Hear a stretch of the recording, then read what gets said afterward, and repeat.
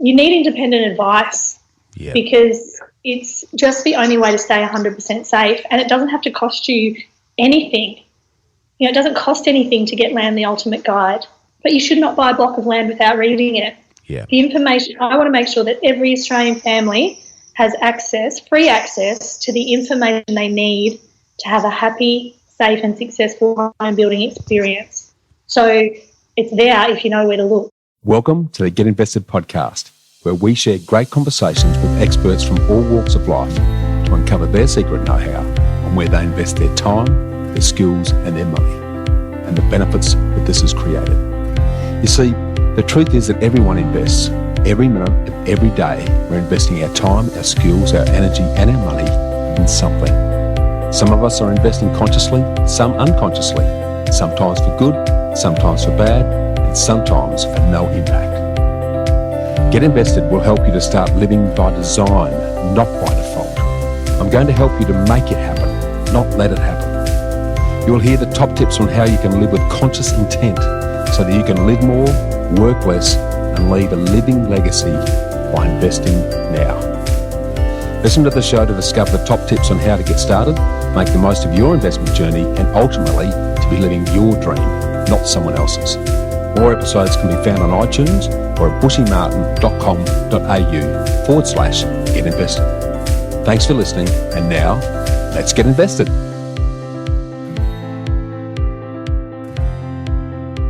Welcome back, freedom fighters.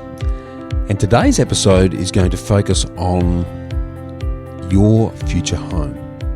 And it revolves around that age-old question of, do I buy or do I build? Because it's a question that we very regularly have with people that we help at Know How. Because we're constantly letting people know that building your home can save you tens of thousands of dollars and unleash mountains of value that you don't even expect. But we also realise that while there are very significant benefits in building, there are also a lot of people who have major fears around the risks of the building process. There's the uncertainty, there's the complexity, and there's the challenges of who to trust, where to start, and where do I find the time. It's that normal exercise of just not knowing what you don't know. So where do you go to get trusted independent information along with a step-by-step guide that's going to help you follow a proven process? Well, up until now, nowhere. But this is where today's guest, Natalie Stevens, and her fantastic new business, Build in Oz, comes to the rescue. Because Natalie Stevens is a country girl who combines her 20 years of property building expertise along with her visionary creative planning skills to create Build in Oz, which is an online membership-based platform that shows families how building can give them more lifestyle for less. It gives you a really easy to follow process that takes away the fear, the confusion and the frustration of building, and gives you the guaranteed ability to save time, money and stress. Natalie's recent book, Building Home, communicates this into a very easy to follow 5-step journey that then translates into her home build-in-a-box system.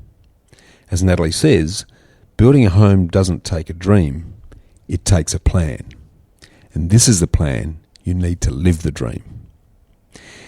And Natalie and her team operate on a very simple but profound philosophy, and that is that the happiest of families are not the ones who have the best of everything, they are the ones who make the best of everything they have. Now, away from work and on top of raising 4 very busy kids, Natalie's a proud mumpreneur. And she's also a founding director of the Layla Rose Foundation, which is an Australia-wide charity that assists families who have a child diagnosed with a rare and incurable cancer. She's also a lifetime member and a big supporter of B1G1, a global business giving movement, where she has co-authored another book, Better Business, Better Life, better world. Natalie's a warm, down-to-earth yet highly energetic and a very passionate outfester. So please join me in enjoying Natalie Stevens.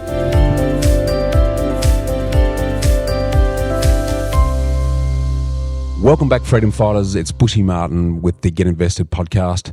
And today I've got the real pleasure of talking to someone I've known for quite some years, and someone who very rarely we share a common interest in helping people to improve their lifestyles for good, hard-working Australian families through going through a home building process. So today we've got the real pleasure of introducing Natalie Stevens. Welcome aboard, Nat. Hey, Bushy. Thank you for having me. Yeah, it's been looking forward to having a chat to you for a while. It's, as I've already said, quite rare to come across someone who shares the same passion and belief in the benefits of assisting people go through the home build process, and keen to delve into that later. But before we do so, for those who don't know you, can you share with us some by telling us who you are and what you do? So, Bushy, the most important thing to me, obviously, is I'm a mum to 4 beautiful kids and wife to my husband, Sam. But what I'm really passionate about, from a perspective of sort of my life's purpose, is I've created a platform called Build in Oz that shares a process that helps families build a brand new home, the best home that their budget, environment and personal circumstances can allow. Awesome. Yeah, and the why behind that, where did that passion to help people in that area come from? Well, I have the philosophy that the happiest of families aren't the ones that have the best of everything, but they're the ones that make the best of everything that they have. Love it. And my 5-step journey, my home build in a box, aligns with that philosophy in that it shows families how they can build a home and spend their money on the areas of that home that will bring them the most happiness. Yeah, awesome. Well, I'm really going to dig into that quite deeply shortly, but just so that we've all got a bit of an understanding of your life journey so far, can you sort of take us back to where it all began? And you can go back as early as you like in terms of at what point did you decide where you were going to take your life? What was the motivation? What was the feelings and the thinking at that point in time? It can be at the end of high school, or it can be whatever point you feel that you suddenly had a fairly clear direction on where you wanted to take your life. So from a really young age, I knew that all I wanted to be in life was a potter. So I'm a potter. I was the kind of kid that spent every recess, lunchtime, after school until they kicked me out in the art room. Right. And I always loved building things. So it was only natural then when I finished school, I went to uni and I did a degree in architectural ceramics, and then I went on and did my honours, and then I also did my teaching. So my life was, 6 years, 100% enthralled in the art scene, and I loved every minute of it. Okay, architectural ceramics. That's a term I've again never heard of. Can you tell us what that is? So basically, it's sculpture. Like if you were to go and do ceramics or clay, or if you were to study fine art just as a ceramic designer, you would learn mainly just about clay. However, architectural ceramics brings elements of glass, concrete, stone. It's more for large-scale industrial sculpture, things like that, things that will withstand the elements. Really exciting stuff. Yeah. And it was a lot of fun, and it gave me so much that I still, brings such an amazing quality to my life even today. But the biggest gift that gave me, which I didn't realise at the time, was that studying art for 6 years gives you an incredible appreciation of sort of seeing, looking at the world in a way that not everybody sees. Looking at things differently and having a completely alternate perspective to something that doesn't exist to anyone else, really, except you. You've been taught over years and years of analysing artworks and analysing intention and purpose and, the all of the, stuff that's gone into creating this amazing thing, it's not just what you see. There's so many other things behind it that have led to that existing. So I felt like it gave me a pretty amazing gift to view the world in a really unique way. Absolutely, and I share your parallels because, I think I started life as an architect and was an architect for 17 years, and while I had a natural tendency to go that way, I'm guessing that sharing a similar approach to you, the ability to visualise something that doesn't exist, and then to creatively make that happen is something that was inherent right from the get-go when you started playing with clay. Am I right in saying that, Nat? Oh, absolutely. I mean, it goes right back to childhood, doesn't it? Building a cubby in the backyard. I just always loved tinkering around and making things. And in a way that's still what I'm doing now, involved in building houses, and it's creating something from nothing is an idea that really excites me. Whether it's, a ball of clay, turning it into a pot on a potter's wheel, or, a whole development. It's the transformation in something is pretty cool for me. Yeah, that creative process, which is, as you say, a lot of people don't get that opportunity to really explore that and develop that unless they go down one of the sort of creative arts or allied opportunities. So you did that at uni, and then where to from there? What was the next step, and what were the thoughts and motivations at that time? Okay, so I was born and bred in Warrnambool and went away to school when I was about 14, and then went on to uni. So I never came back to Warrnambool. I was never going to move back to Warrnambool. I sort of had probably, big ideas and big dreams of where I was going to end up. And when I was about 22, I fell in love with a Warrnambool boy, which brought me back home, and he's very, very ingrained in the community, and I sort of reluctantly just kept spending more and more time here. And then inevitably we settled down, we ended up getting married, we bought a house, we had a family, and I was teaching at that time. I was an art teacher and loving life, and because of my creative background, I spend a lot of time, I'm really into graphic design and, solving, communicating messages and, in creative ways was, it's all part of it. So yep. At that time, what I didn't mention back then is that while all this was happening, my entire life had been heavily cemented in the civil construction industry. So I was born and raised in the civil construction industry, and I grew up in a family business where my father and my mum, my parents, involved us in their everyday business activities all the time. Right. Our holidays involved, driving around the state or the country looking at jobs, seeing what other people were doing. And we spent a lot of time, we'd sit on Dad's knee all day on excavators and things like that. We were just really amongst it in those days. And so I grew up with sort of taking for granted that that whole industry, and I knew what I knew, and I didn't really give it a lot of thought. I didn't have a particular interest in it growing up. Yeah. But when I was at home, I had my 4 kids in 6 years. Wow. And have never been able to keep still, so I always loved to be working on different things. It occurred to me, so I've missed a bit there. Let me go back. So we had both. Let me take you back and paint a little bit of a picture about how this came to be. So my dad, when he was really young, he was a plumber. Yep. And he was working in a town called Colac, which is a small regional town. Yep. In southwest Victoria. And he met a man at an auction sale. And my dad he always told me he loved spending time with older people. He could learn so much from older people. He wasn't as interested in people his own age because he didn't feel that they could teach him anything. Love it. So he was very, very, all of his friends that he had growing up, the people he would, drink beers with, the people he would spend time with would be older men. And he was chatting to a man by the name of Jack Brown, and I was probably about 6 months old or 1.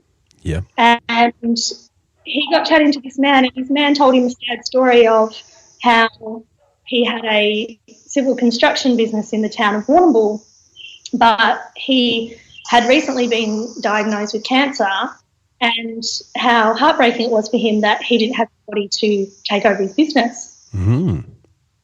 And by the end of the auction sale, my dad had agreed to purchase his business. Wow. And he went home and he told my mum, who was at home with, also she had her 4 kids in 6 years, and she said, honey, we're packing up, we're moving to Warrnambool.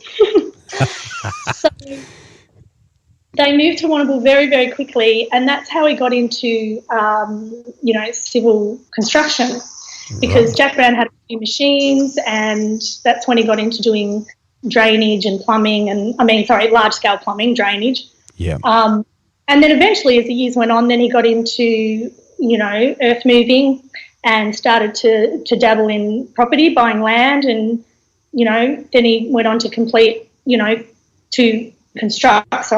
subdivisions, from sort of buying raw land right through to actually, selling the land himself.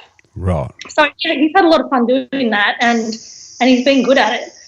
So I'm at home having babies. Let's fast forward now. Yep. To me at home having babies. And it occurs to me that by this stage Dad has a lot of land around the place. Yep. And all of his land was being sold by real estate agents in town.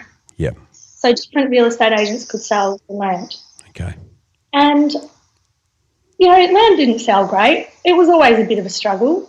And then it occurred to me one day in my little creative mind at home, having babies and doing all that stuff, that I calculated at the time that there was 78 real estate agents in Warrnambool. Wow.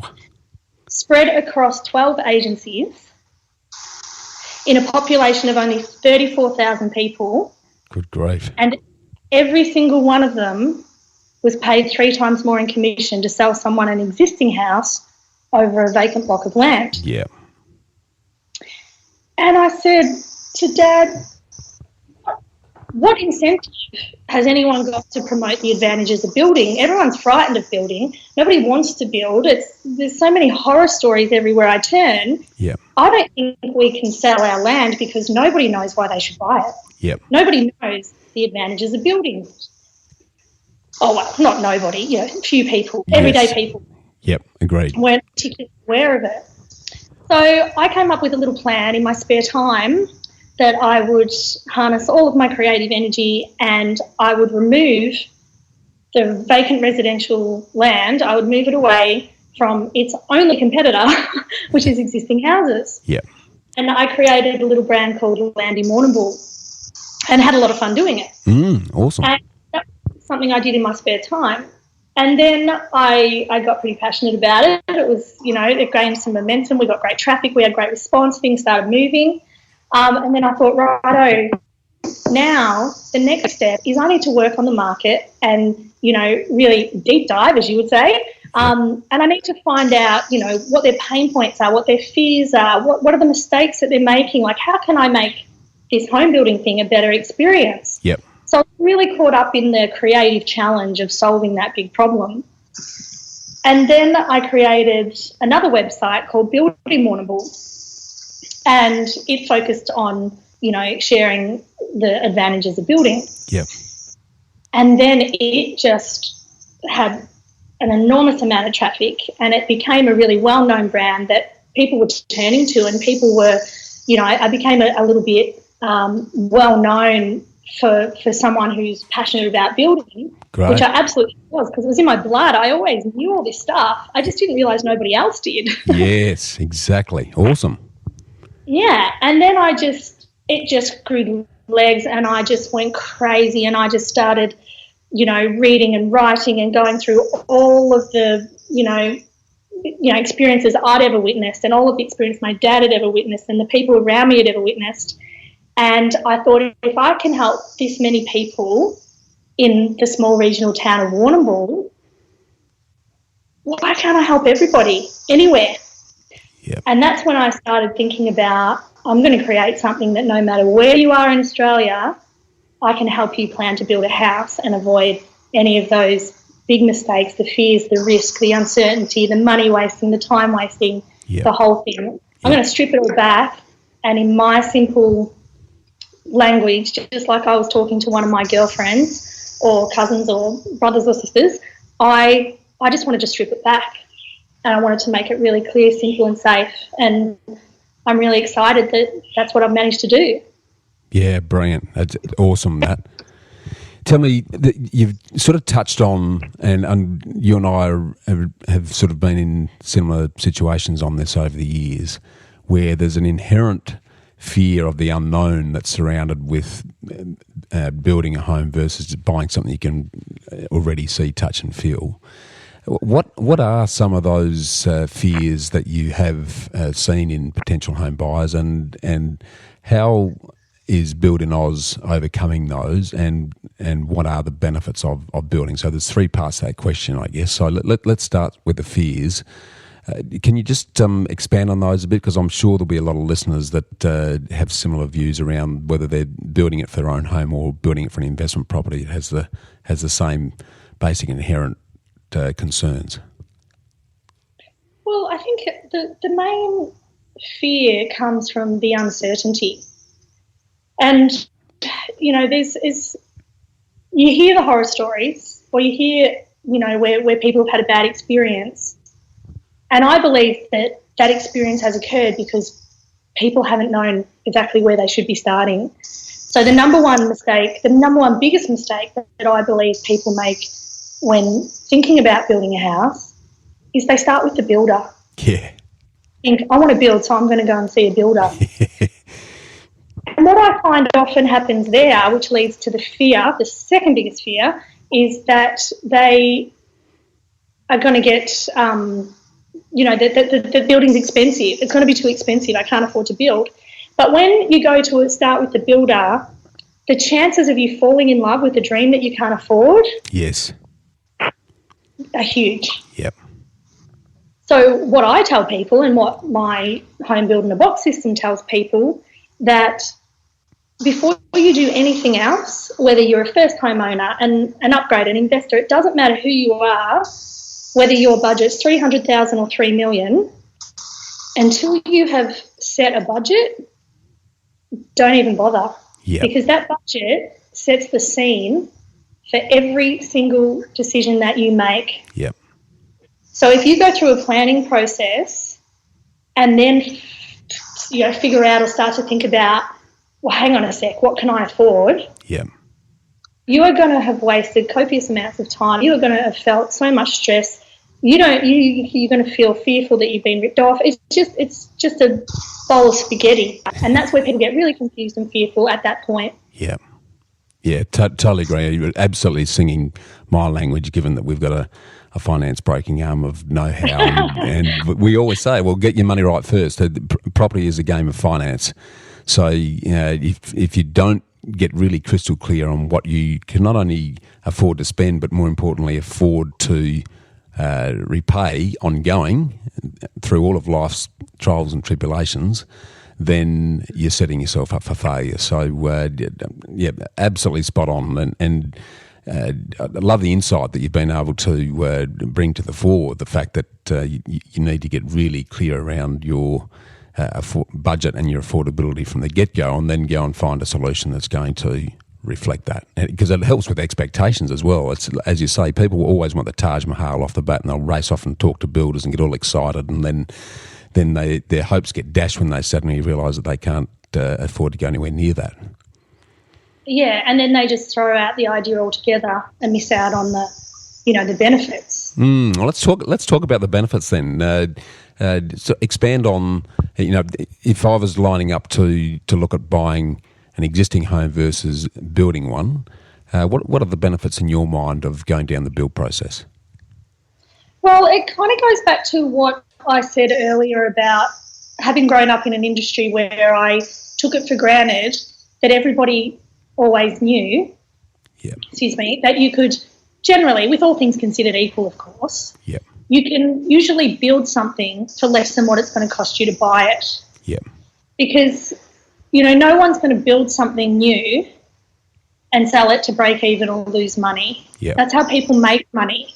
Yeah. And if you use a process and you eliminate some of the risk, I think that rather than making money for someone else, you should be making that money for yourself. Yep. And not only there is that, you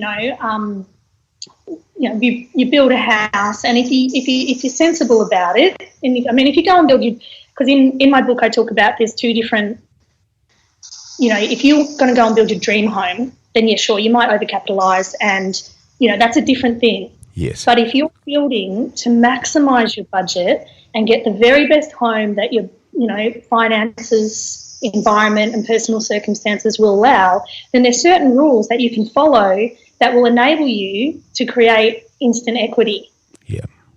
And that equity is really, really powerful, right? Yes, absolutely. Not only securing a home that's going to better your lifestyle, but you're effectively making some money right off from the get-go because you've created equity on completion of that home. Yeah. Yeah. And the obvious one that surprisingly not many people know, which stumps me every time because, I try to flash it up in bright lights, but I think I'm the only one that does. You don't pay stamp duty. You pay stamp duty just on the land when you build. Yep. So just in case people don't know, stamp duty is obviously a land tax transfer, land transfer tax, sorry. So when a property is transferred into your name, it's the stamp duty is calculated on the value of the property. So if at the time you buy a block of land, that stamp duty is only going to be calculated on the value of the block of land. Your house doesn't come into it because, there's nothing to transfer. It doesn't exist yet. Yeah. So it can be, even if that was the only benefit of building a loan, that's a really significant saving. On an average, home here for about 400 grand, it can mean around 15 grand in savings, which is really significant. Absolutely. Yeah, the stamp duty situation is a little bit different. We operate nationally, but obviously, given that we're in South Australia, a lot of our work's in South Australia. And the stamp duty costs in South Australia are generally a bit more expensive than most other states around the country. And it's very easy to save 15 to 20 grand in stamp duty on an average home. So, that's money back in your pocket before you even start. So that is a massive benefit. What about others that you talk about, Nat? Well, I think just the other really significant one for me is being able to actually spend your budget, and it's one of my favourite little phrases that I use, on the areas of your home that will bring your family the most happiness. Yep. So, for example, some people really get caught up in, the shiny parts of the home, the things that are going to date, the things that are going to be really awesome for, they're going to feel good to have. Yep. But are they going to bring any more value to your lifestyle? Probably not.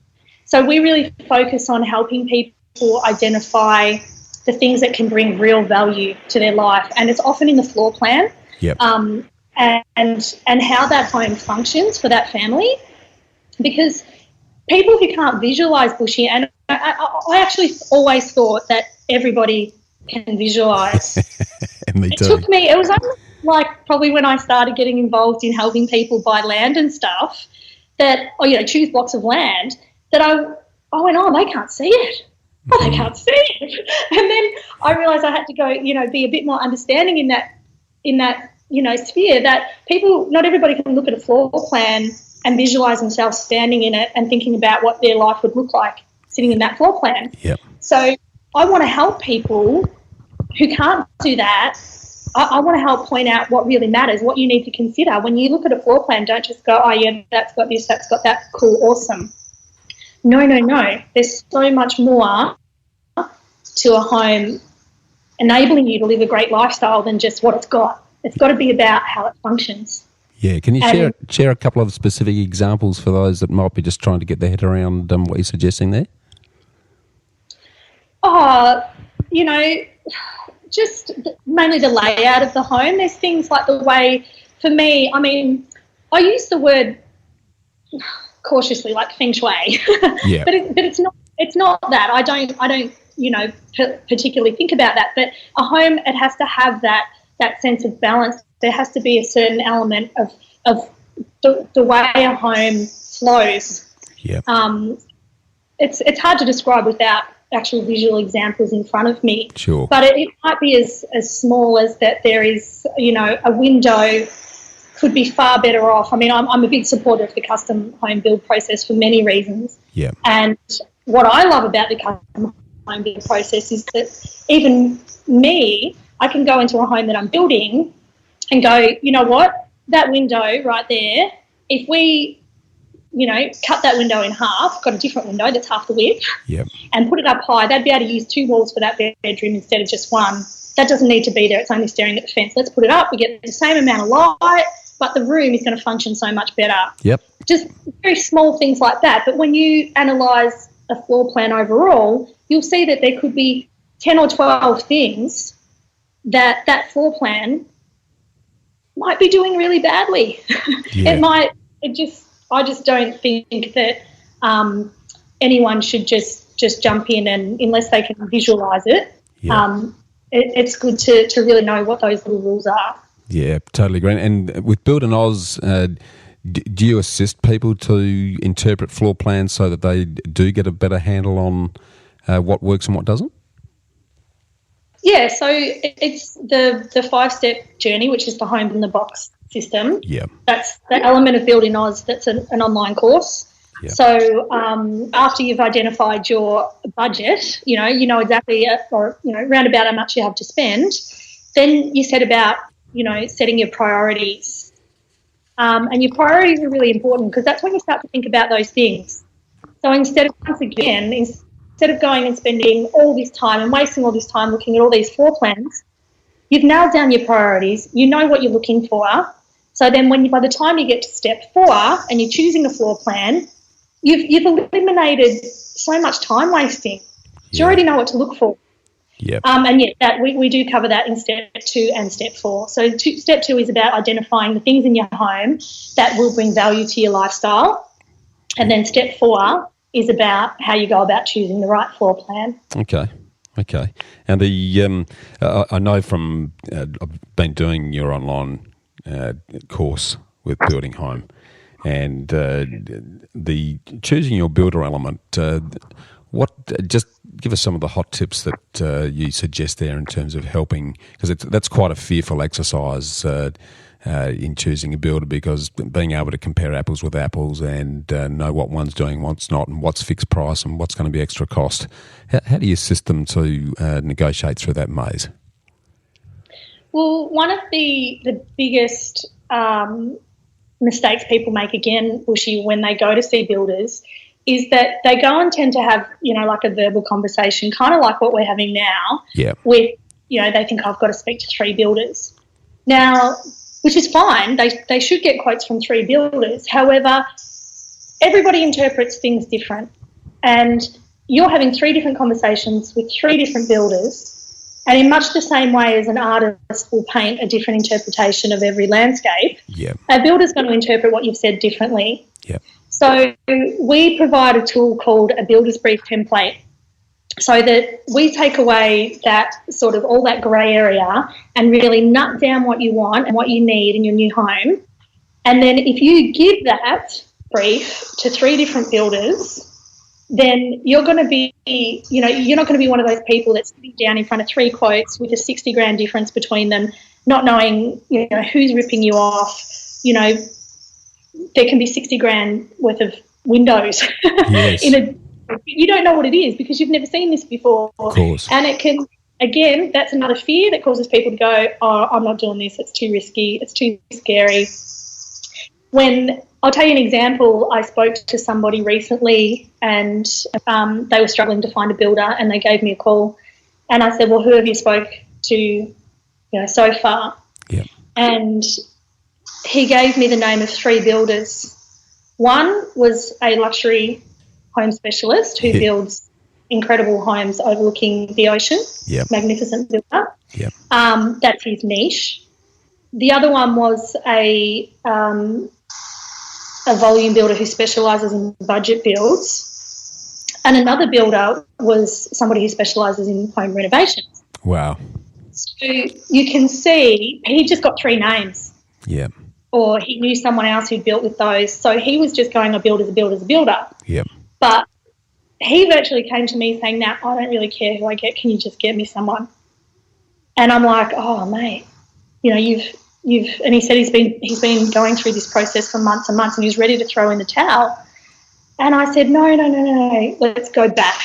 Let's just go back. And we went through the process. Yep. And, you know, I mean, he was talking to a volume builder who won't build on a slope block, and he had a slope block. So he'd spent I think he'd had 2 or 3 consultations with them.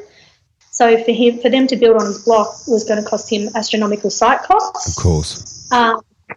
So it's all about, you know, there's so many stories like that, Bushy, where people just go into the process unaware, and that's where the horror stories come from, just because they haven't actually followed the right steps, because they simply don't know what they are. Yeah, absolutely. So the Build in Oz exercise then clearly gives everyone the process. It gives you the principles, provides you with the information you need, and the inspiration in terms of breaking down those barriers around the build process. Are they then left to sort of work through that themselves, or do you and your team then provide additional service to enable them to make sure they're getting the right end result? So that brings up a good point. Is one of the people think that to build a house they need to know about building a house. And you actually don't need to know anything about building a house to build a house. But what you do need to know is how to plan to build a house, because it's during the planning phase where the biggest mistakes are made. Yep. And it's where all the big decisions are made. So particularly if you're working with, say, a volume builder, the decisions that you make during the planning stage, they are set in concrete, or it's going to cost you a fortune to change them. Yep. If you're working with a custom builder, you can adapt a little bit here and there as you go. I do that all the time and I love it. Yep. And it can make the process really fun, like my example of changing the window, or going, oh, hang on a sec, I think that we should put big sliding doors into our living area instead of that pokey door. Or as you can start to visualise things, you can change them. Yeah. But, sorry, back to that point, I got a bit distracted there. You're right. The point is that your builder is really good at building houses. If you choose the right builder, they're good at it. So you need to be able to trust them. So Build in Oz itself sends people, once they've introduced it, they've passed the baton on to the builder, and we wave goodbye and say, all the best, you're going to have a great time. And they say, thanks so much for your help, see you later, here I go. And that's a beautiful thing, because their job is done. Your job is to plan to build that home effectively. Yep. And if you've planned for it effectively, then you're going to have a happy and successful home building experience, most likely. It's the best way to have it. Yeah. Yeah. Okay. So because that choosing the builder is a crucial one. What tips can you give people that are going to help them to ensure that they're getting the right builder for their particular need? Well, the very best way to choose the right builder is, of course, to get a recommendation from somebody who's built with them. Yep. But that can be really hard to do because you might not know anyone. Yeah. So one of the things that Build in Oz is working on at the moment is a partnership with a group of really experienced builders who have been in the industry for many, many years, who are similar to how Build in Oz wants to help people plan to build a home. They want to help people advocate to build a home. So they want to walk alongside them. So the baton will get passed from Build in Oz to them, and they can help them choose the right builder.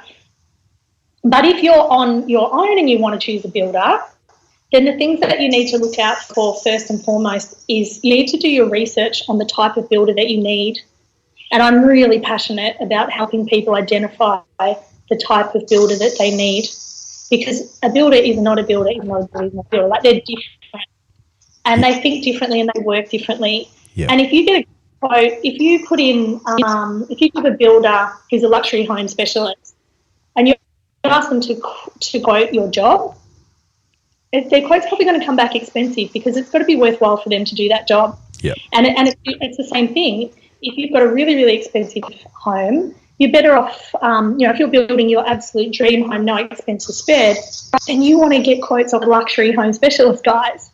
And you've got to know who they are. You've got to be able to do your homework, and that's the purpose of Building Oz. We help people do that homework, know how to do that homework.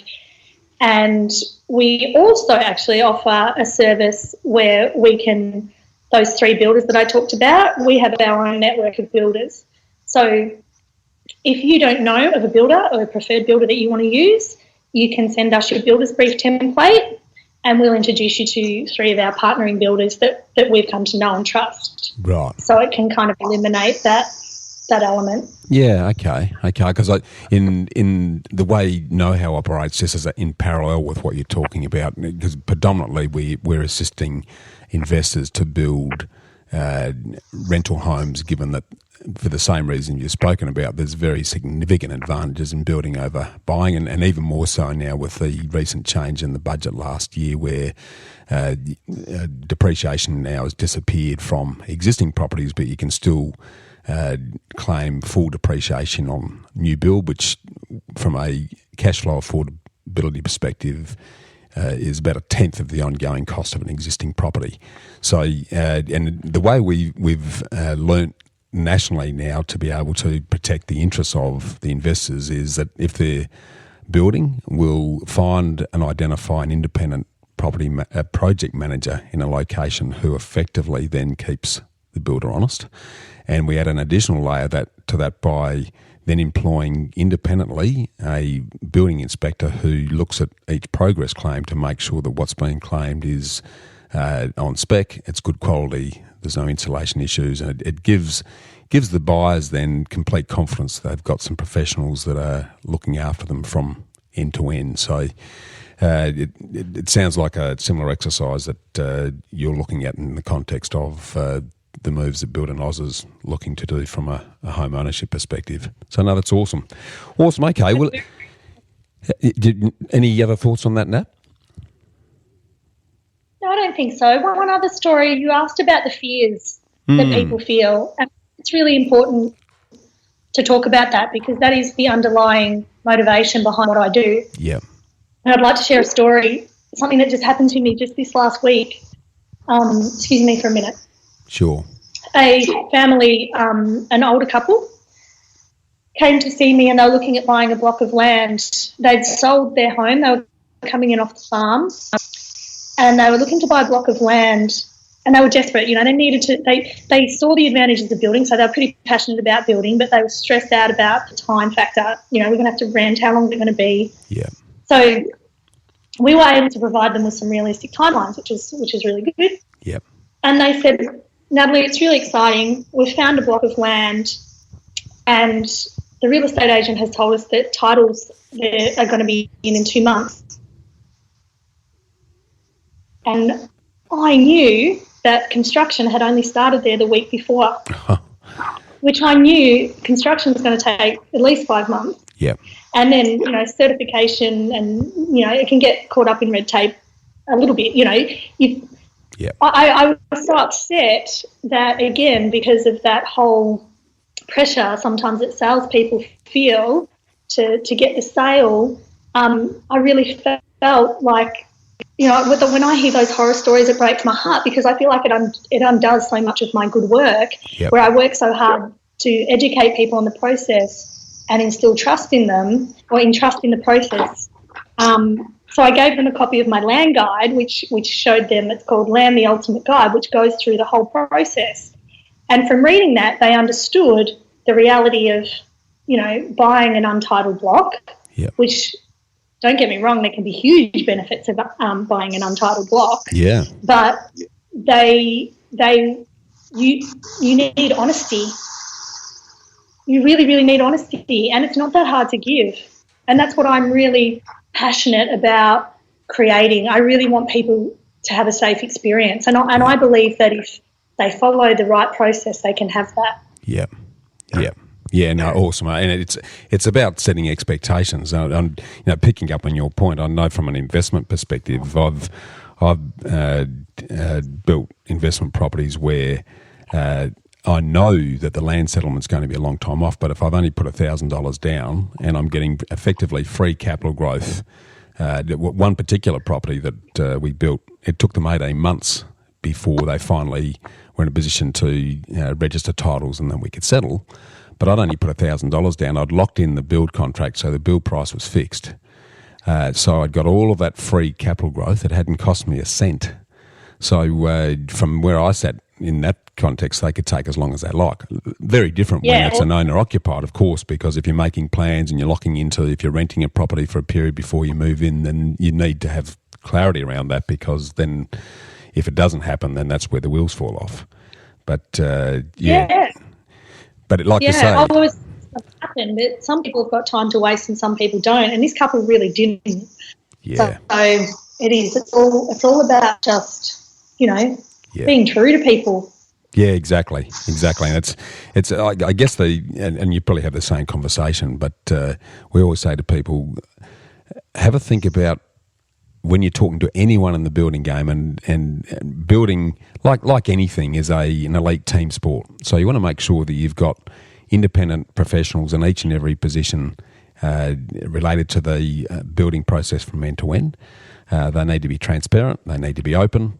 And if they do that, then your expectations from all sides and that communication process becomes fundamental to make sure that everyone's clear and comfortable on that journey. If it's not, though, if I always say to them, what vested interest does that person have in doing something? Now, if it's a salesperson just trying to flog the block of land and get paid and gone, and he just needs to lock up that sale, then some of them, unfortunately, will tell you what they think you want to hear, versus and they would know what the reality is. Thankfully, there's enough honest people in the game to avoid those, and with the extra protection that Build in Oz is giving them, then that should eliminate that potential, I'm hearing.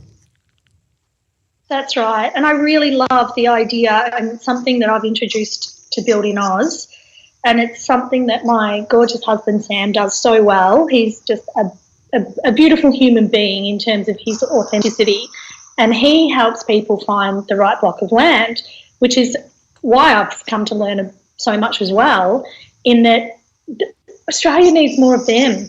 Yeah. That he's not, working particularly for anybody, but people come to him and he'll answer all of their questions. I guess he's a land buyer's agent, for lack of a better word. Yeah, okay. Even though we haven't formalised that. But you need someone who isn't that commission-driven real estate agent, or somebody that is got an arm's length, that you need independent advice, because it's just the only way to stay 100% safe, and it doesn't have to cost you anything. It doesn't cost anything to get Land the Ultimate Guide, but you should not buy a block of land without reading it. Yeah. The information, I want to make sure that every Australian family has free access to the information they need to have a happy, safe and successful home building experience. So it's there if you know where to look. Yeah, awesome. The other area that we haven't quite touched on or drilled into in relation to all this is just identifying what the risks are with building and how do you mitigate or minimise those risks. Can you share a little bit of that with us? Sorry, say that again, Bushy. Yeah, so we've touched on some of these, but one of the big concerns around that uncertainty factor that you mentioned is really understanding what the risks of the build process are, and then what measures do they have available to be able to minimise or eliminate those risks. Can you share some of the common ones that you've come across in that regard? Well, I think I kind of feel like over the stories that I've just shared, I do touch on that a bit in terms of the fears are actually the risks. Yeah. And in terms of the way to avoid those, I think it's about education. Yeah. And being informed, because you don't know what you don't know. Yes. So people only regret the things that they didn't know to look out for. Yes. And, building is a wonderful – I love building houses, and I build them with all sorts of builders, and I'm not a builder. I pay the same as anybody else to build a house. Yep. But I really enjoy the process. And touch wood, I haven't had a bad building experience, but I believe that that's because I'm really aware of what to look out for. And I'm not afraid to say it when I know something's not right. And when you have knowledge and information, it gives you courage to stand up and say, hang on a minute, that's not right. So to give you an example, one day I was building a house. This is probably one little example of where something didn't go right, but because I had a little bit of an idea what I was doing, I was able to, set that in its tracks and fix it. So it was just basically a measurement was out. They'd put the pipes in the kitchen in the wrong spot, and because I'm able to visualise things quite well, even though it was just a concrete slab with a pipe in the ground, I went, I'm not sure that pipe's supposed to be there. Yep. I think it's supposed to be like 500 mil to the left. Yep. And the builder said, well, now it'll be all right. It'll still be fine. Like, I said, yeah, but that's not what's on the plan, mate. Like, we're changing that. And he was like, oh, really, we're going to have to cut the concrete. I said, no problem, let's cut the concrete. Yeah. It was just a small thing, and but it wasn't perfect, and it needs to be perfect because you're paying for it to be perfect. So when you just have a little bit of knowledge, don't have to have a lot, just a little bit, it empowers you to speak up and identify if something's not right. So it's all about you don't have to know a lot, you just have to know a little. Yeah. And when you know a little, it'll make a huge difference. And be surrounded by people who, if you don't know, then surround yourself with people who do know, so that you're getting the benefit of their knowledge to assist you on that journey. Which is clearly a big part of where Building Oz is coming in. Awesome. I want to pivot a little bit now and sort of come back to your personal journey if we can. And given that Get Invested is really focusing on how people invest their time, energy and money, can I just sort of explore what was the first dollar that you ever invested and how did that go? Well, I would probably have to say in terms of I don't know if everybody did this, but I did. I used to love when I was a little girl, it wouldn't matter whose house I was at, I'd have this really bright idea that if we went out into the backyard, we would find enough things that their parents didn't want that we could sell on the street, just like a little stall out the front. Love it. Did you do that? Yeah, I'm similar. I was into stickers because I'm a country boy as well. And I spent my high school days. I was born in Goroke in Western Victoria, so I know most of the areas that you're talking about down there, the Colac, etc. But I spent my later primary and high school days in Bordertown on the border with Victoria. And was right into stickers. So I used to get stickers from pubs, from the great big stickers, and then I would sell them at school because everyone else wanted them. So stickers was my thing. But tell us a bit more about some of the gear that you managed to find and then sell on the street. Well, I think the big ones that stick in my mind were actually plastic, like pot plant containers, like the ones that the plant comes in.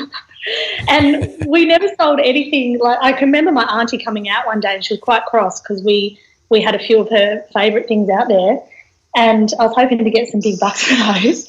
But it was more, the little old ladies that would just grab a plastic empty pot with a rose in it or something to, we could usually manage to scrape up enough money to go and buy an ice cream from the corner store or something like that. But, geez, it kept us entertained for hours on end, days. School holidays.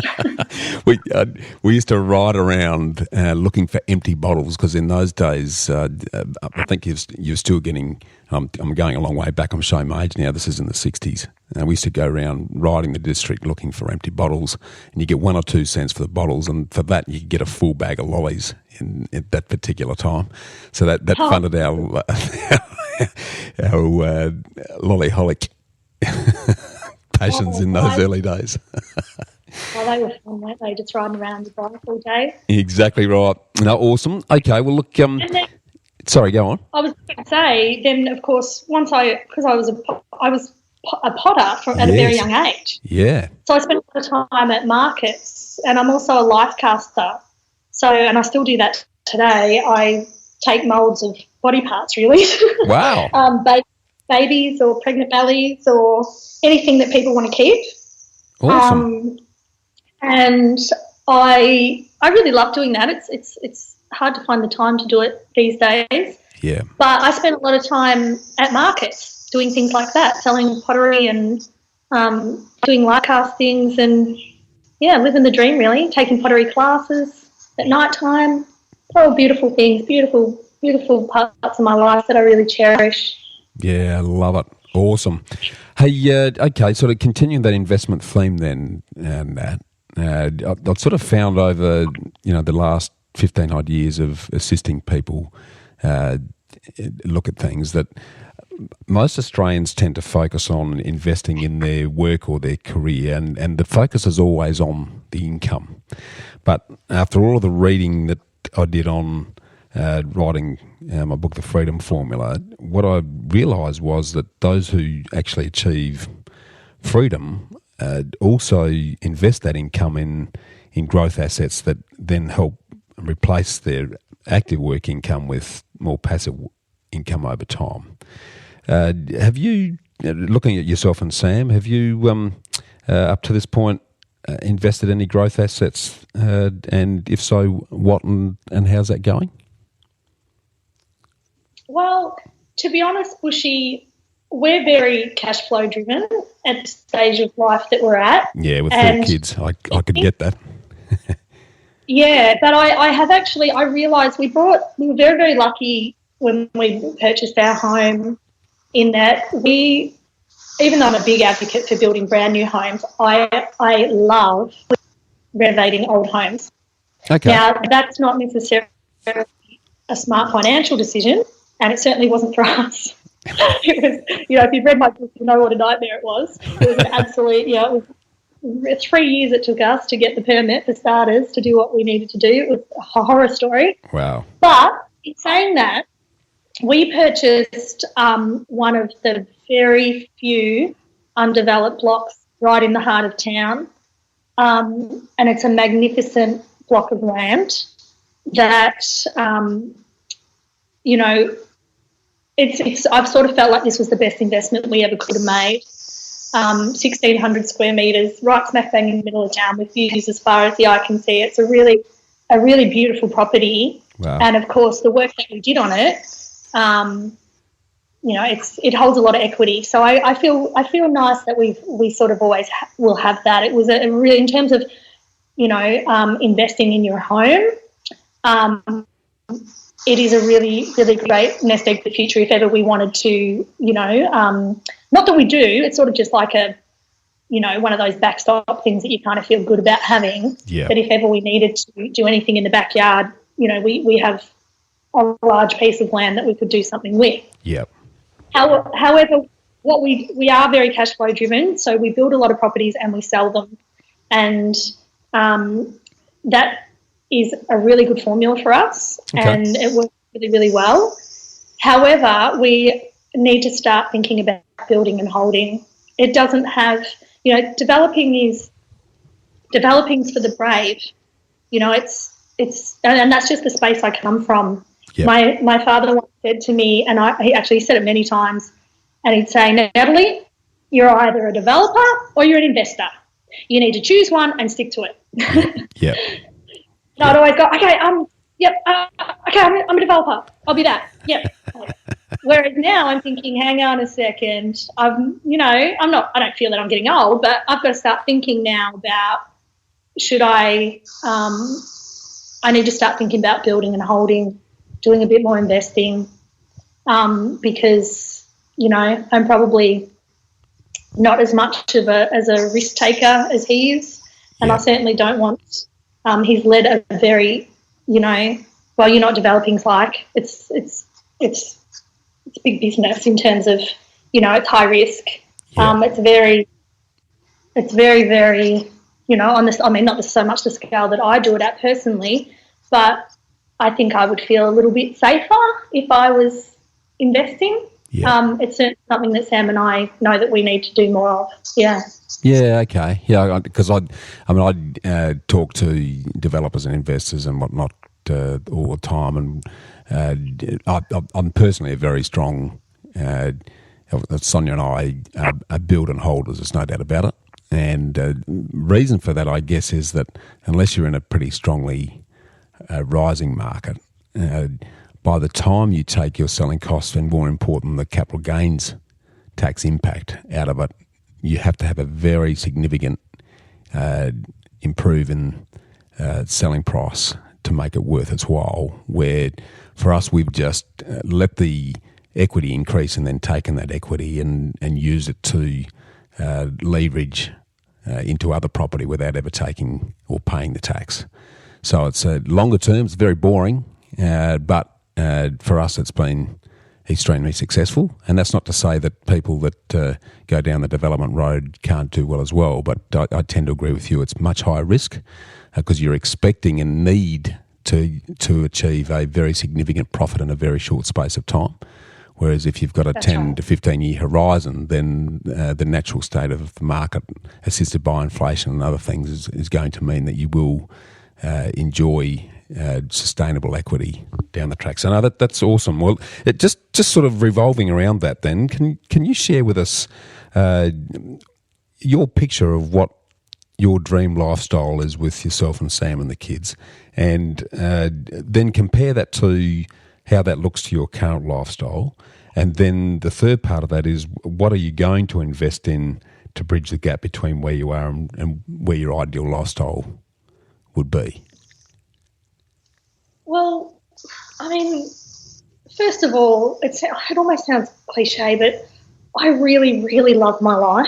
I live a life of purpose every day, as in nothing really for me happens by chance. I visualise in terms of what I invest in. I invest a lot in visualising my future. Yeah. I pick a place that I want to be, yeah, and I visualise myself really clearly in that space. Yeah. And if it feels right, then I can reverse engineer it and do what I need to do to get there. And that's how I've lived my entire life. Awesome. And I kind of always feel quite content and happy that I've made the right choices, because I've already made a decision about whether it's the right choice for me. And then if it doesn't turn out right, I really believe that that's how it was sort of meant to be. Like any deflection from that, well, then I'm a big believer in that, you know, there really are no mistakes, that everything in my life is exactly how it's meant to be at this given time. Brilliant. And I make the best of it, no matter how I'm feeling about it. I make sure that I find a way to make the best of it. Yeah, brilliant. Very passionate about it. Great way to live life. That's an awesome way to live life, because it means that you're never suffering disappointment or have this expectation that you're supposed to be somewhere else. So it's a really good way to enjoy the moment and then look forward to the future. That's awesome, Nat. Nat, if we look back over your journey so far, then what are the best and most worthwhile investments you've made to date, and why? Well, I really have to say, going back, we've covered it, so I won't go into it, but my education, I thank my parents every day. Yeah. They were big on education. They sent us away to school for a better education. They never had an education, in terms of they both left school very young. Yeah. And both sort of self-made people, and they really wanted us to have that. And I knew, as I said, I wanted to be a potter from day dot. I was always going to be an artist. And my dad couldn't have been prouder. Like my parents, you know, my mum, I could have gone home and said, you know, I could have been going on a path to be a doctor. They just want us to be whatever we needed to be. Awesome. And I think, you know, when I sort of finished uni and I started to think about, you know, what I was going to do, it's pretty hard to make a living as an artist, mind you. Yeah. Luckily, I was very passionate about teaching as well. Great. But I always thought, oh, gee, I don't know, if my kids came and said that they wanted to spend 6 years at uni, how would I feel about that? And I am so grateful, because they trusted me, and I really believe that was where my life was meant to be, because there is no way that I could be doing what I'm doing now if I hadn't have been conditioned to see things that other people don't see. Yeah, and that's my greatest. It is I a gift. love that I have that. It is a gift. There's very few that have that visualization power, and then the planning ability that goes in behind it. And that's so that grounding is exceptional in terms of what you're doing with Build and Oz, no question. I'm not sure I quite answered your question then, though. No, you did. No, absolutely you did. Well, let's take a slightly different angle here as well then. If you were to speak to someone just about to leave school, given the experience you've had today, what would you advise them to invest their time, money and skills in to create freedom in their terms? I would say that you need to be true to who you are, live your truth. And I give that advice because it's what I did and it worked out really well for me. I never thought about whether I was going to make any money, and I probably didn't from that particularly, but look, I did. Ultimately, I did. But you need to find what you love. You don't know what you want to do yet, just do what you love, because your subconscious mind is so much smarter than your conscious mind. Yeah. And it knows the way, and you've got to trust it. So listen to it and follow it and look into yourself and discover what you love. Yeah. And do something in life that you love. Yeah, love it. That's awesome. Just on a slightly different tack to then, and coming back to your own personal experience, what life event has brought about your greatest change to date, Nat?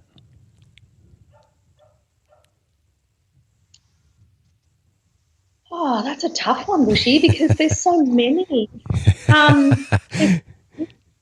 Do I come at that from a mother angle? I mean, wow, the greatest thing I've ever done is I've got 4 of the most beautiful people to travel life with. I've got 5, including Sam, but in terms of ones that I affected coming into the world, I mean, wow, is there anything more amazing than actually, I kind of feel like I get to, when you've got kids, it's like getting to relive your childhood all over again, but this is how you wanted it.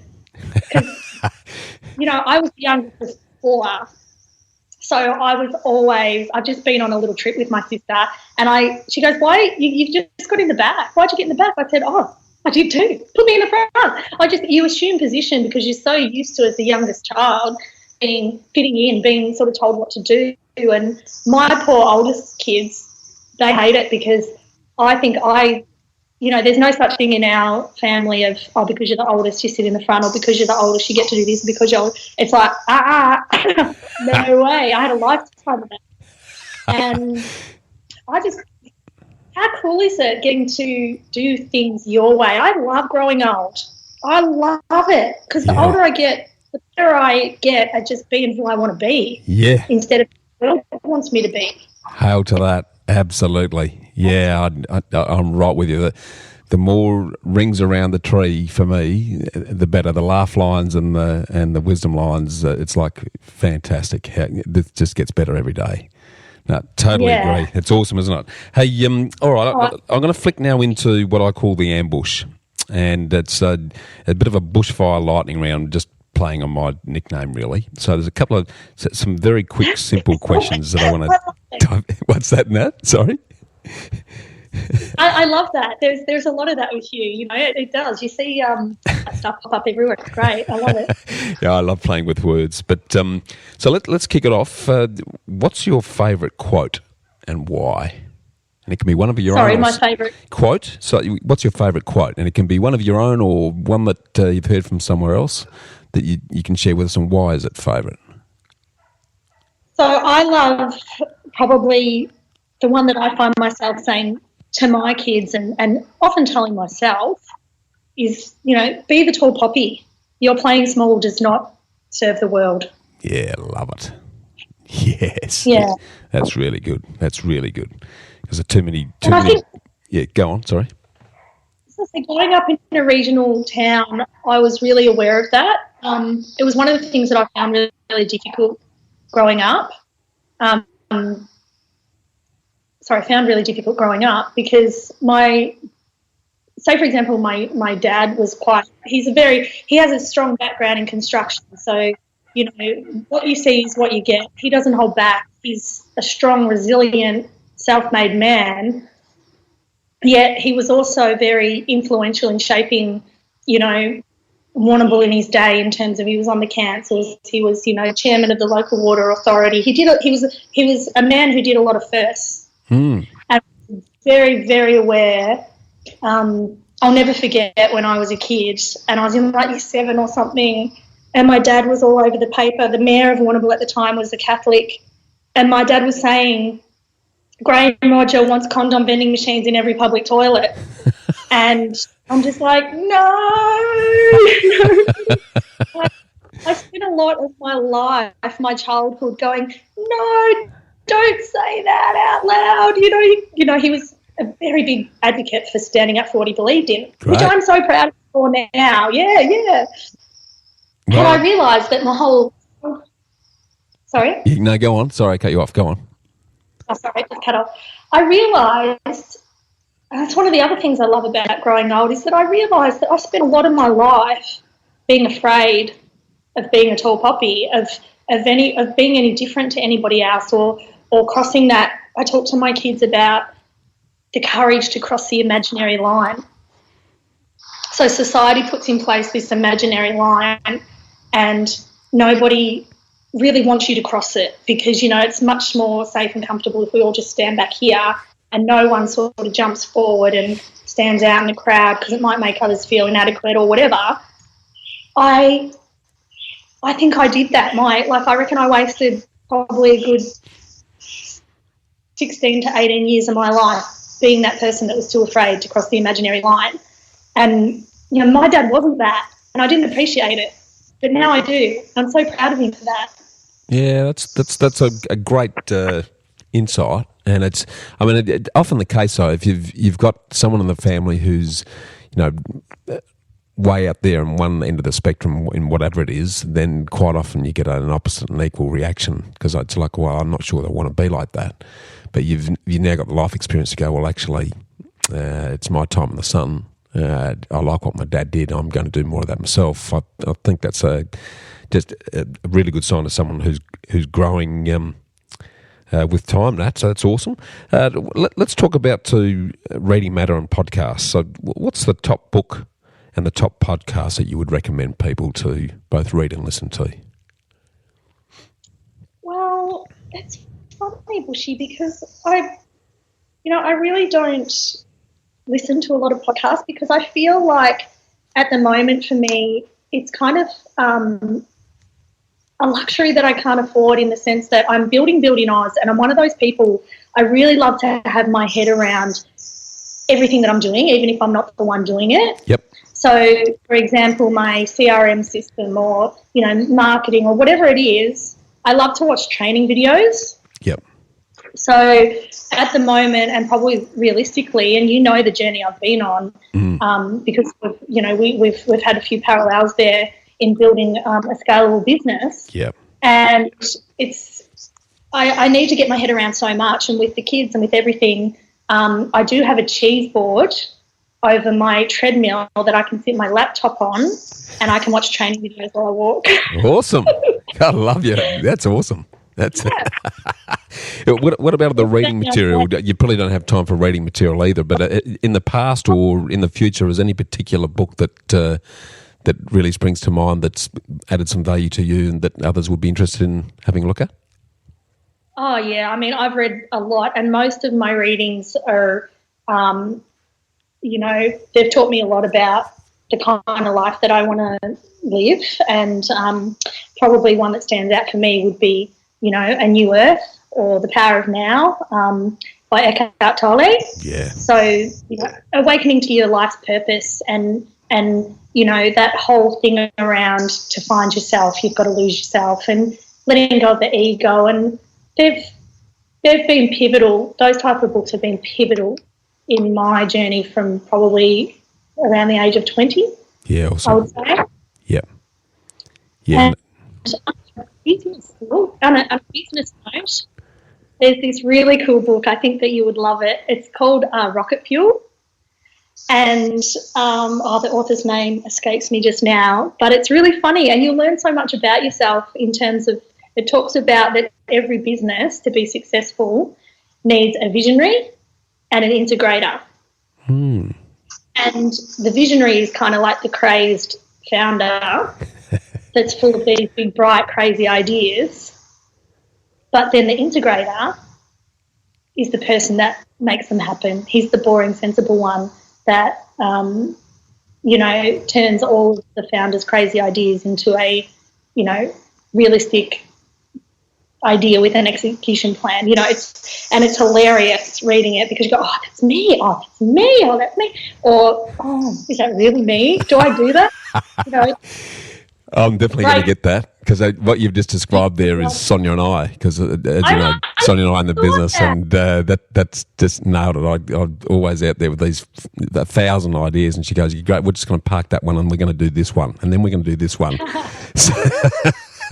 And it works really well. Rocket Fuel, is that the name of the book? Yeah, Rocket Fuel. I'm going to go and have a look at that, and we'll put that in the show notes, Nat.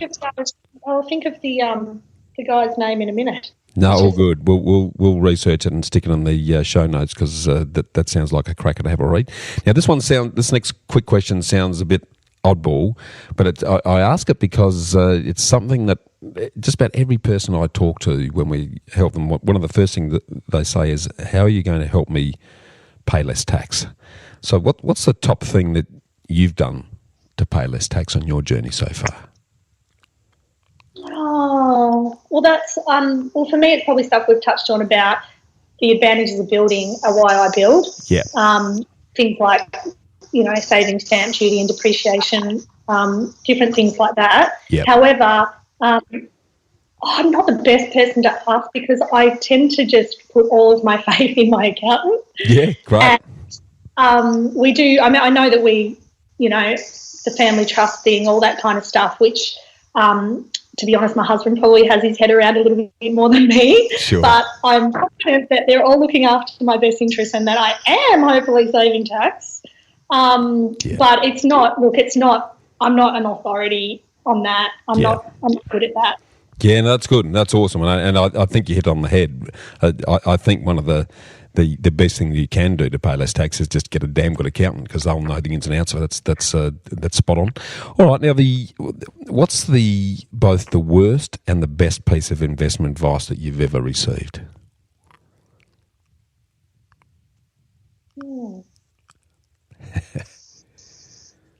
I probably until recently investment advice for me, it's a tough one, because everything I've done has evolved. Yep. Do you know what I mean? I don't ever remember a time where I made a decision to do something or not to do something. Yeah. So opportunities present themselves to me, and then I sort of get advice on whether or not I should do it. Probably the best advice I ever got was to probably buy our family home. Yeah. Because I think, you always think in life about that worst case scenario. And for me, if ever, I think this gives me really good security that we have this. Yeah. And, I mean, every small-scale development that we've done, touch wood, has been a good one. And I've always sought a lot of advice from my father on those things about whether something's going to be worthwhile. He's somebody that can just do the figures without actually thinking about it, just rolls off his tongue. Yeah. And it really hasn't let me down yet. So brilliant. It's really now that I've probably got the confidence to go out and start thinking about forging a new path that's completely separate to any advice or the way that he's probably done it over the years. Yeah. And, I'm looking at that at the moment, which is exciting. Yeah, exciting. Okay. Lastly, on the ambush then, what's a personal habit that contributes to your success, Nat? It would absolutely be meditation. Yeah, okay. That's a really big part of my life. I do that.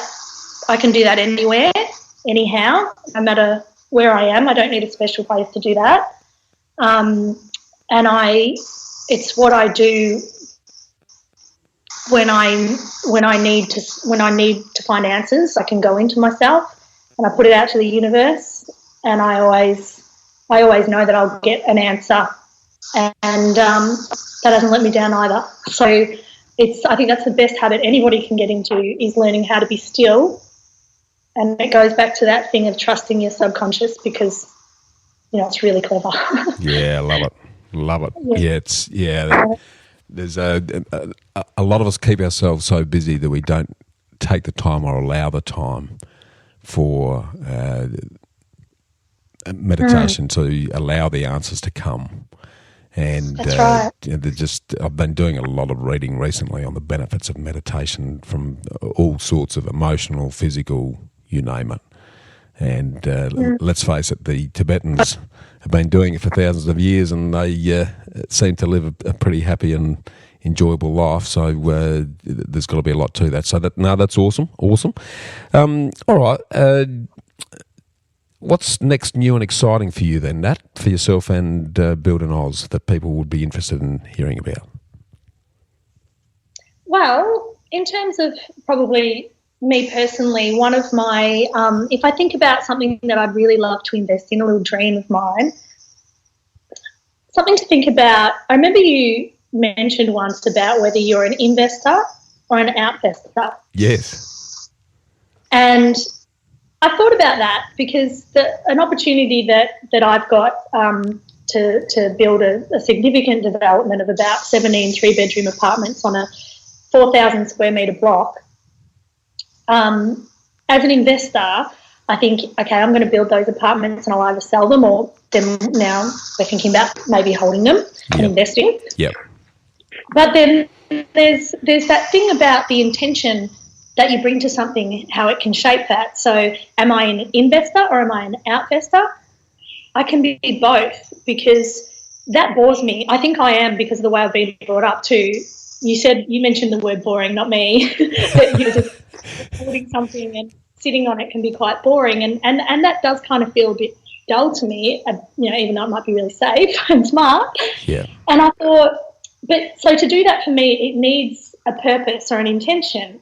So I thought, what if I was to do this project, instead of just renting it out and it being boring, what if I brought an intention to it and themed it so that it became something really special, that had a purpose, and that left a bit of a legacy, in the sense that something I am really passionate about is old age, as in looking after the elderly. Love it. It upsets me that in life we can end up living with people that are like-bodied but not necessarily like-minded. And when I think about my big game, something one day that I want to do that is my kind of soul work, I think I would love to create a space like a twilight village where people who bring alternate perspectives to the world can come together in one place and, live out their days.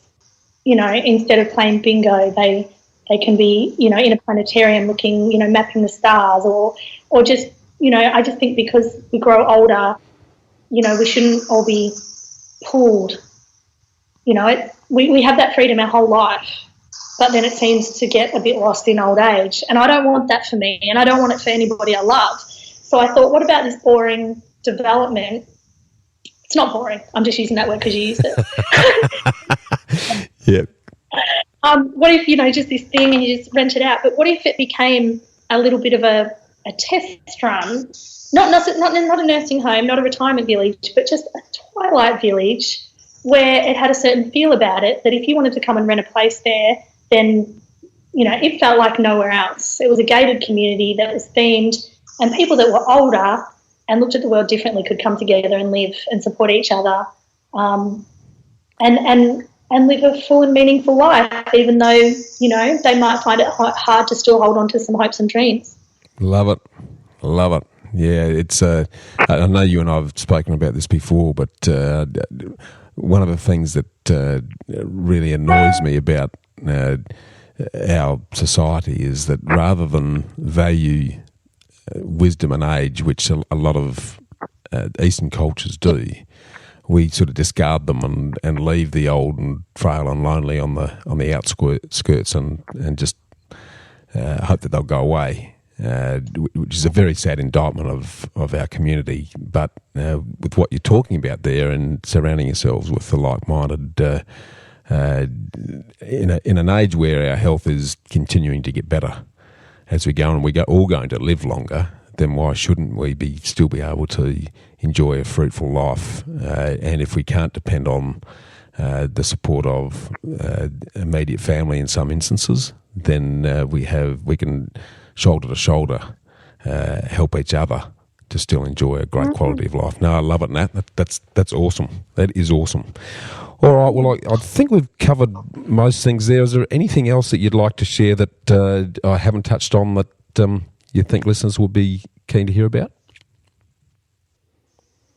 Not particularly, Bushy. I think you've done a great job of covering off lots of stuff. We've covered some ground, and it's amazing what you're doing with this. I think it's really important to shift the focus on, living a purposeful life and living with intent, because we all know money doesn't buy happiness. Yeah. Money buys freedom, but at the end of the day, that's financial freedom brings emotional freedom, and but if you don't have that sort of inner purpose, or you can't have happiness. So I love what you're doing. I love the approach that you bring to everything that you do, Bushy, and awesome. I'm thrilled and honoured to have been a part of it. Thanks. No, I similar respect here, Nat, having seen you in action over a lengthy period during the Key Person of Influence program, just in awe of what you do and how you do it. Given that you're juggling a very busy and growing family and business and everything else, it's take my hat off. But look, for those that are interested in learning more about Build on Oz, and those that can see the benefit of getting you to assist them and walk them through and give them the confidence around building a home journey, how can they contact you, mate? They can visit buildinoz.com.au. and feel free to contact me personally anytime, just via the contact page on the website. Brilliant. Now, the only one thing that I haven't touched on, and it looks like something that you're embarking on. You mentioned that you're now co-author of Better Business, Better Life, Better World. Tell us a bit about that to close on. So Better Business, Better Life, Better World is an initiative of B1G1. Which we have a lifetime partnership with. It's a pay it forward movement. Yeah. And the theory behind that is that every time something good happens in our business, something good happens somewhere else in the world. Yeah. And I was given the opportunity to submit a writing. I wrote a meditation for that book. Awesome. And it was based on the advice that I would give my grandchildren. And it was one of the most beautiful things I've ever been part of, because I am passionate about building, and I am passionate about helping people live their very best life. And a really big part of that for me is the same reason why it's a big part for you, Bushy. Like that's just a means to an end, but it all comes from within. And to be given an opportunity to write about that and to have, a place for my thoughts on that was really, really powerful. And it's a beautiful book, and reminds us all of what the most important things are in life. Yeah, I just love everything that B1G1 are doing. We're big supporters of B1G1 as well. And for those that are listening who aren't aware, just Google B1G1, and that's capital B, number one, capital G, number one. The ability to be able to do good in business by creating impacts that are improving a whole raft of opportunities all over the world is just absolutely exceptional.